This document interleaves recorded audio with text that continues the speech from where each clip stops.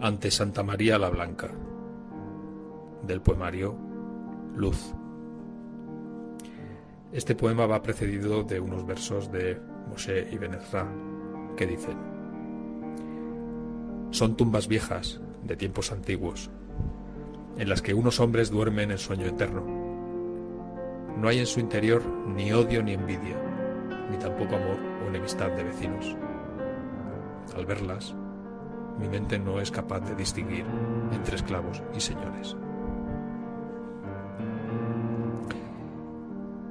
Explicar qué debieron de sentir aquellos hombres debería serme fácil. Reunidos en su fe rezaban, sin importarles más que la palabra escrita por sus antepasados. Algunos ahora duermen el sueño de los justos, y es Ibn Ezra quien nos señala que uno al lado de otro ni son corrompidos por la avaricia ni por la fastuosidad de sus moradas. Unas lápidas simples, apenas con el escrito: fue padre de familia, vivió para sus hijos, fue todo su legado. Vivieron honradamente y murieron honrados. Lo que fuera de ellos tras 1000 años o 2000, poco importa.